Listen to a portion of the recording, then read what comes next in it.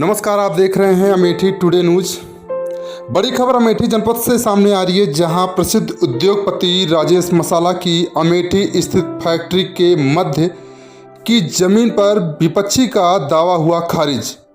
सीमा देवी के आरोपों को भी बताया निराधार। कहा, माननीय न्यायालय में भी हमें मिली है डिग्री। जिला जज सुल्तानपुर ने दावा किया खारिज। अब उस जमीन पर 24 फरवरी 2023 को सिविल जज अवर खंड दक्षिणी कोर्ट नंबर 24 सुल्तानपुर द्वारा दिया गया राजेश के पक्ष में फैसला होगा मान्य।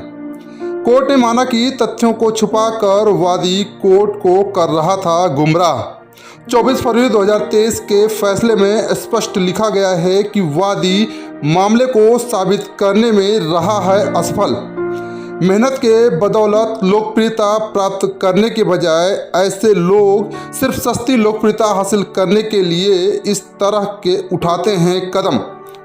जी हाँ, आपको बता दें, खबर अमेठी से है, जहां कुछ दिनों पूर्व राजेश मसाला की फैक्ट्री का एक मामला जो जमीन के विवाद से संबंधित था, हाईलाइट हुआ था।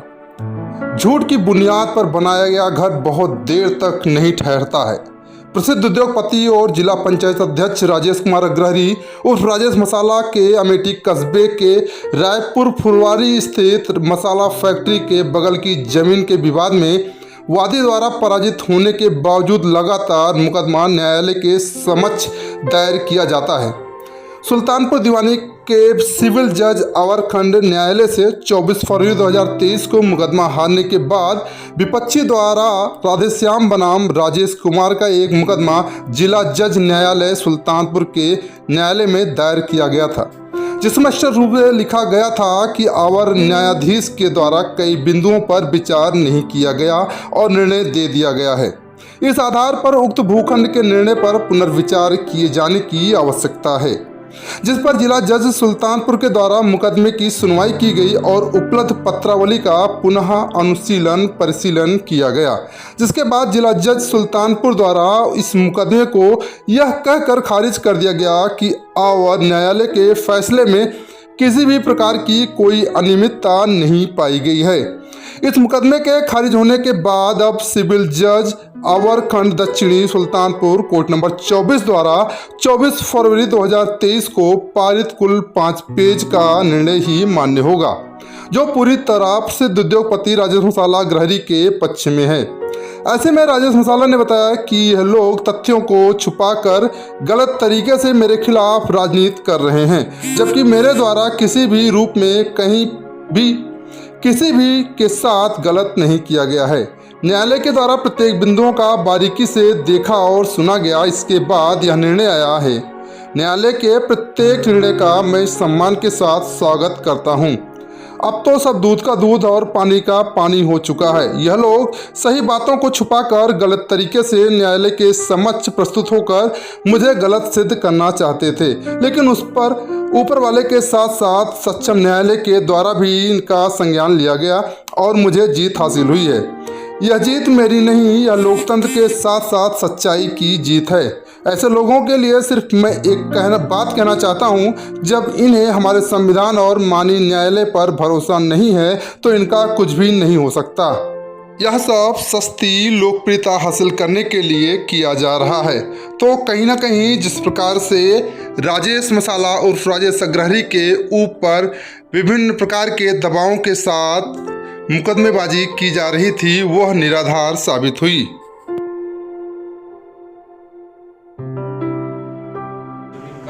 भूखंड का जो है वो विवाद चल रहा था, उसमें एक जिला जज के द्वारा आदेश पारित हुआ है। क्या है आदेश और उसमें किस प्रकार जो है आदेश मिला? देखिए, जैसा कि अभी कुछ चतुर चंट चालाक किस्म के पत्रकार जो फर्जी पत्रकारिता करते हैं और हम जैसे उद्यमियों का और भले लोगों का आर्थिक शोषण करने की दृष्टि से ही वो खबर चलाते हैं, तथ्य से परे होकर के।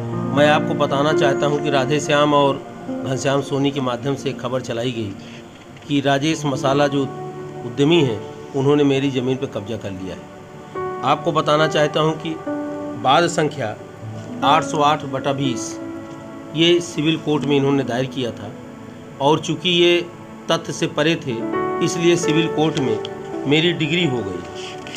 और वो डिग्री ये सिविल कोर्ट ने 6 पेज का एक आदेश पारित किया, जिसमें इनके किसी भी सारे आरोप और दस्तावेज को झूठा पाया गया।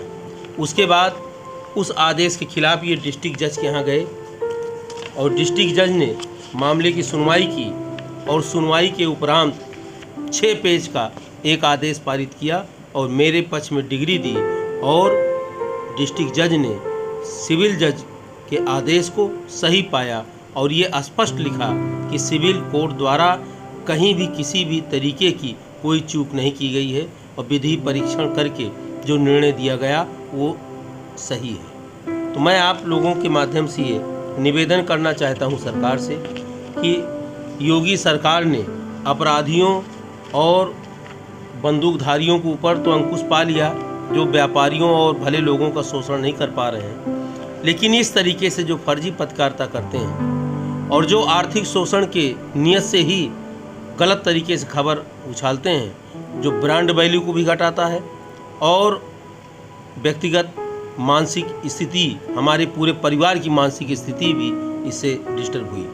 तो मैं आप लोगों के माध्यम से प्रशासन से और सरकार से ये मांग करता हूँ कि इसकी जांच करें और जांच करके दोषी जनों के खिलाफ कार्रवाई करें। आप लोग पत्रकार हैं, आप अच्छी तरह जानते हैं कि ज़मीन जायदाद का निपटारा के लिए ही भारतीय संविधान में सिविल कोर्ट की व्यवस्था है और मैं समझता हूँ कि सिविल कोर्ट का ये आदेश ही इसके लिए उपयुक्त है। ऐसा सब कुछ जानने के बावजूद भी ये जो निराधार खबर चलाई गई, मैं आप लोगों के माध्यम से ये भी कहना चाहता हूँ कि पत्रकारिता धर्म का भी पूरी तरह पालन नहीं किया। उत्तर प्रदेश की तमाम छोटी बड़ी खबरों को देखने के लिए अमेठी टुडे न्यूज़ को सब्सक्राइब करें और बेल आइकन हिट करना न भूलें।